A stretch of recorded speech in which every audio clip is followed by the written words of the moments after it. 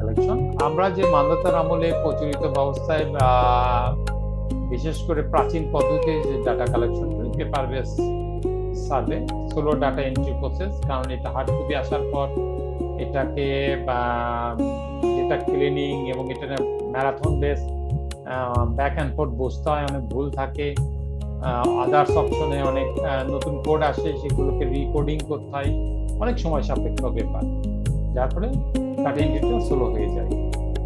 Human error during transcription, যখন বিশেষত আমরা যেটা ট্রান্সক্রিপশন বা ট্রান্সলেশন করি মানুষ মাত্রই ভুল হয়, আমরা অনেক যারা করি হয়তো উইদাউট চেঞ্জ অফ মিনিং বাদ দিয়ে আমরা আমার মনের মাধ্যমে সে গবেষক তার ট্রান্সক্রিপ্টটা বা ভার্বেটিংটা একদম চেঞ্জ করে ফেলাই।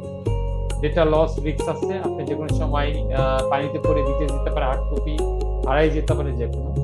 হাই প্রিন্টিং কস্ট, অনেক খরচ হয় ফটোতে প্রিন্টিং দিতে এবং এই অনুযায়ী আবার কুরিয়ার করতে হয়, ফিল্ডে পৌঁছাইতে হয়, রিমোট লোকেশনও ঝামেলা এবং ক্যারি করতেও ফিল্ড স্টাফদের অনেক কষ্ট হয়ে যায়। ডিরেক্ট রিপোর্টিংটা ডিলে হয়ে যায়। Difficult monitoring remote area, remote area খুব কঠিন অবস্থায় জানে। Kobo collect solution, real time digital data collection, অর্থাৎ আপনি রিয়েল টাইম ভাবে যে ডিজিটাল ডাটা কালেকশনকে সংগ্রহ করা যায়। ফাস্টার রিপোর্টিং অ্যানালাইসিস, খুব দ্রুত রিপোর্টিং অ্যানালাইসিস করা যায়। রিডিউস অপারেশনাল কস্ট, আপনার যে এই যে প্রিন্টিং বা আদার্স কস্ট বা বিল স্টাফ ডিজাইন করা ডাটা কালেকশন হয়ে যায়, এই অপারেশনাল কস্টটা কমে আসে। ইমপ্রুভ ডাটা অ্যাকাউন্টেন্সি, ডেটাটা অনেক অথেন্টিক হয়, কারণ ওখানে অনেক মানে লজিক মডেল ডিজাইন করা যায় ইফ অ্যান্ড দেন, যার ফলে ভুল হওয়ার হার অনেকটা কমে যায়। সিকিউর ক্লাউড বেস স্টোরেজ, আমাদের যে সিপ্যারেন্ট বা সার্ভার ক্লাউড থাকতে পারবে, অর্থাৎ হার্ড কপি কোশ্চেনারে যেমন হারিয়ে গেলে জীবন শেষ, কিন্তু এটা ক্লাউডে থাকার পর যে কোনো সময় ডাটার নামে নিয়ে কাজ করা যায়, যে হারা যাওয়ার পুরো সম্ভাবনা নাই। এফিশিয়েন্ট মনিটরিং ও সুপারভিশন এবং ডেইলি যেহেতু রিয়েল টাইম ডাটা নিয়মিত মনিটরিং ও সুপারভিশন করা যায়। হাউ কোবো কালেক্ট ওয়ার্ক, কিভাবে কোবো কালেক্ট সফটওয়্যারটা কাজ করে, বিশেষ করে ফর্ম ক্রিয়েশনের ক্ষেত্রে। ডিজিটাল কোর্সিনিয়ার, বিশেষ করে কোবো টুলবক্স ইউজ করা হয়। এক্সেলএস ফর্ম থাকে, drag and drop builder, online form editor করা যায়।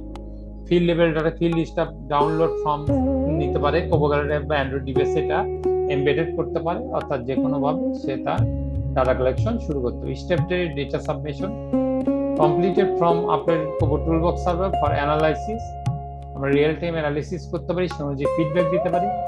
এবং ড্যাশবোর্ড থাকে যেটা ভিজুয়ালাইজেশন, কতটুকু ডাটা সেন্ড হলো, কতটা সিপ্যারেন্ট সার্ভারে আসলো, বা আমাদের যে মেইন সার্ভারে আসছে কিনা, এবং সে অনুযায়ী ফিডব্যাক দেওয়া, এবং ডাটা কালেক্টর বা সুপারভাইজার ওই যে ইন্ডিভিজুয়াল ফিডব্যাক দেওয়া যায়। অর্থাৎ 150টা আজকে দিনে হাউজের ডাটা আসার কথা, কিন্তু এসেছে ধরুন 123টা, মাঝখানে 27টাই নাই, এটাও অনুযায়ী বলা যায়। রিপোর্টিং করা যায় এবং এক্সপোর্টিংও করা যায়। KoBo ecosystem, digital data collection system KoBo কিছু কম্পোনেন্ট এবং পারপাস থাকে, বিশেষ করে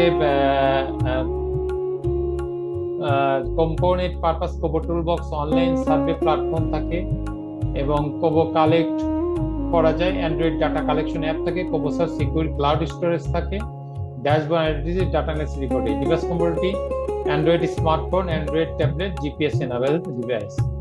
ধন্যবাদ সকলকে আজকের দিনের মতো আমার সঙ্গে থাকার জন্য।